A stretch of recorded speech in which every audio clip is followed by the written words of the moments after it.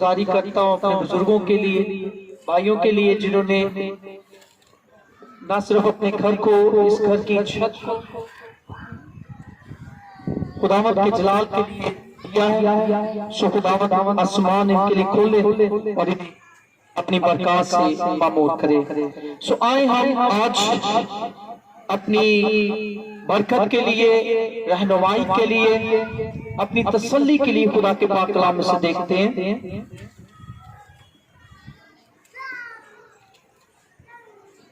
دانیل نبی کا صحیفہ، اس کا چھٹا باب، اس کی 10ویں آیت مبارکہ ہم اپنے لیے سماعت فرمائیں گے۔ دانیل نبی کا صحیفہ، اس کا چھٹا باب، اس کی 10ویں آیت۔ اور جب دانیل نبی نے معلوم کیا کہ اس نوشتہ پر دستخط ہو گئے تو اپنے گھر میں آیا اور اس کی کوٹری کا دریچہ یروشلم کی طرف کھلا۔ وہ دن میں 3 مرتبہ حسب معمول گھٹنے ٹیک کر خدا کے حضور دعا اور اس کی شکر گزاری کرتا رہا۔ خداوند کے پاک کلام پڑھیں، سنیں اور سمجھے جانے پر خداوند کی خاص برکت ہو۔ میرے عزیزو، اس واقعہ سے ہم سب جو ہے واقف ہیں۔ دانیل نبی جس کے تعلق سے ہم بچپن ہی سے سنتے آئے ہیں کہ دانیل کو شیر کی مانگ میں پھینکا گیا اور دانیل اس غار میں سے جیتا نکلا۔ اب اس سے پہلے کہ دانیل اس غار میں سے زندہ باہر آئے، ہم دیکھتے ہیں کہ جب بادشاہ کی طرف سے یہ نوشتہ دستخط کیا گیا تو دانیل کو پکڑنے کے لیے جو سپاہی دانیل کے پاس پہنچے تو انہوں نے دانیل کو جب دیکھا تو دانیل دعا کر رہا تھا۔ دانیل کے تعلق سے بھی ہم نے سنا کہ وہ حسب معمول دن میں 3 مرتبہ گھٹنے ٹیک کر خدا کے حضور دعا کرتا اور اس کی شکر گزاری کرتا، یعنی کہ اپنے رب کی شکر گزاری کرتا۔ اب یہاں پر ہم دیکھتے ہیں کہ یہ عجیب سی بات ہے کہ اگر کسی شخص کو پتا چلے کہ اس کی موت کا پروانہ جو ہے وہ جاری ہو چکا ہے یا اس کے لیے موت جو ہے اب واجب ہے، تو وہ شخص شکر گزاری کرے گا یا گھبرا کر کسی ایسے شخص کے پاس جائے گا جو اسے بچا سکے، کسی گورنر کے پاس، کسی سیاسی لیڈر کے پاس یا کسی بہت ہی پروچ والے شخص کے پاس، تاکہ اس کے لیے جو موت کا پروانہ ہے، اس کے لیے جو موت کی سزا ہے، اس سے وہ چھوٹ سکے، اس سے وہ بچ سکے۔ لیکن یہاں پر ہم ایک عجیب بات دیکھتے ہیں کہ جیسے ہی دانیل کو معلوم ہوا کہ اس کی موت اب واجب، اس کی موت جو ہے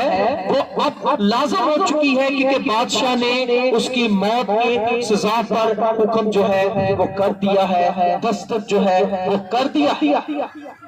تو دانیل اس بات کو لے کر ڈرا نہیں، دانیل اس بات کو لے کر گھبرایا نہیں، بلکہ دانیل جس طرح ہر روز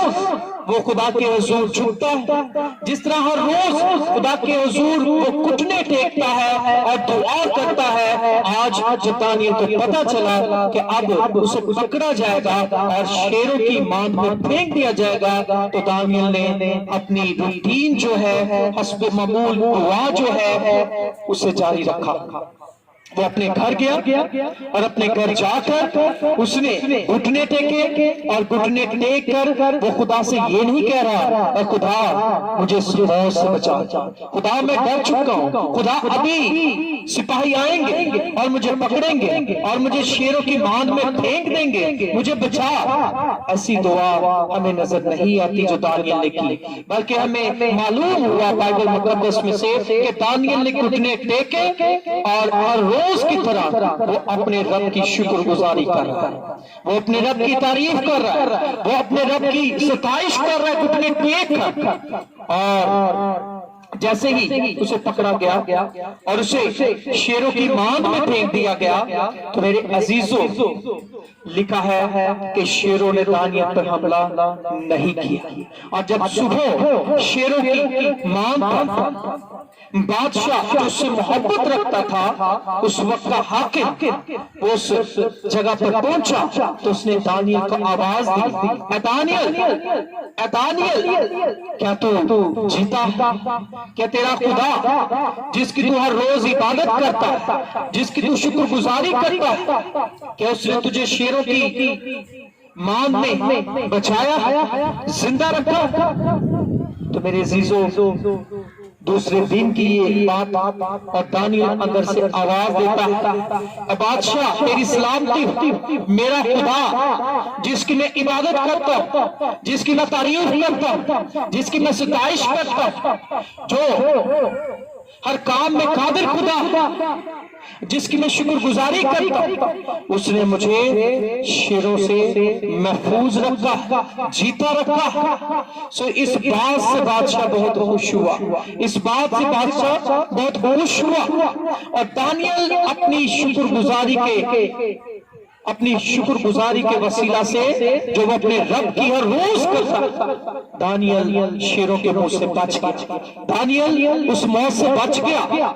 اس شکر گزاری کی وجہ سے جو وہ ہر روز گھٹنے ٹیک کر اپنے رب کے آگے کرتا، ہر روز اپنے خدا کی جو تعریف کرتا ہے، اس وجہ سے دانیال جو ہے اس موت سے بچ گیا۔ سو میرے عزیز، آج ہم سب اس وقت اس وبا کے جو پوری دنیا پر قابض ہو چکی، لوگ ڈر چکے، لوگ اس وبا سے پریشان، لیکن لوگوں کا دھیان اپنے زندہ خدا کی طرف ابھی تک نہیں جا رہا، ابھی تک لوگ گھٹنے نہیں ٹیک رہے، ابھی تک لوگ اس زندہ خدا کی شکر گزاری نہیں کر رہے جو زندہ اور مردوں کا خدا، جس نے آسمان و زمین کو بنایا، جس نے یہ کائنات تخلیق کی ہے، ابھی تک لوگ اس کے آگے گھٹنے نہیں ٹیک رہے۔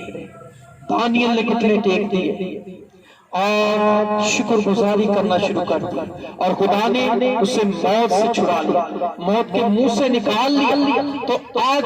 ہمیں بھی ضرورت کہ ہم گھٹنے ٹیک دیں اپنے خدا کے، ہم جھک جائیں اپنے خدا کے آگے، تاکہ وہ ہماری خاکساری دیکھے، تاکہ وہ ہمارا جھکنا دیکھے اور ہمیں معاف کرے اور بحال کر دے۔ سو میرے عزیزو، شکر گزاری کا ڈھیر تو بڑا ہے، لیکن میں اپنے محبوب خداوند یسوع کے تعلق سے کچھ کہنا چاہتا۔ یسوع المسیح وہ بھی ہمیں اس درس کو دے چکے ہیں، یسوع المسیح ہمیں سکھا چکے ہیں۔ ہم دیکھتے ہیں کہ جب یسوع مسیح نے 5000 آدمیوں، عورتوں اور بچوں سے علاوہ جب یسوع مسیح نے انہیں کھانا کھلایا تو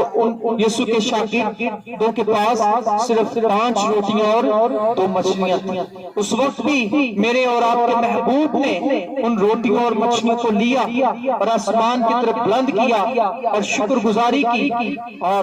جب شکر گزاری کی تو وہ 5 روٹیاں اور 2 مچھلیاں جو ہے 5000 آدمیوں اور بچوں اور عورتوں نے جو ہے وہ سیر ہو کر کھائی۔ سو میرے عزیزو، اس کے علاوہ ہم دیکھتے ہیں کہ یسوع المسیح 4 دن کے مردہ لازر کی قبر پر جب پہنچتے ہیں تو اس وقت بھی یسوع مسیح دعا کرتے ہیں، اور دعا میں کہتے کیا، اے باپ میں تیرا شکر کرتا ہوں کہ تو نے میری دعا سن لی، اور 4 دن کا مردہ لازر یسوع کے پیروں میں۔ سو میرے عزیزو، شکر گزاری بہت بڑا بھید ہے۔ خدا کے آگے جھک جائیں اور شکر گزاری کرنا شروع کر دیں، تاکہ خدا اس موت سے ہمیں رہائت دے، خدا اس وبا سے، اس برے وقت خدا اپنی پناہ میں، اور دنیا جان سکے کہ واقعی خدا جو آسمان و زمین کا مالک، جو یہوہ الہیم، جو یہوہ یری، جو یہوہ شالوم، وہ زندہ خدا ہے، وہ زندہ خدا۔ سو میرے عزیزو، آج ہماری عبادت اور ہماری یہ ساری ایفرٹ اس لیے کہ ہم بتا سکیں کہ زندہ خدا آج ہم سب کا منتظر کہ ہم سب اس کے آگے جھک جائیں، ایک دل ہو کر، ایک جاں ہو کر، ایک روح ہو کر ہم جھک جائیں، تاکہ ہمارا خدا ہم سے خوش ہو کر ہمارے ملک کو، اس دنیا کو بحال کرے۔ سو خداوند اس کلام کے وسیلہ سے ہم سبوں کو برکت دے، آمین۔ آئے اپنے سروں کو جھکائیں۔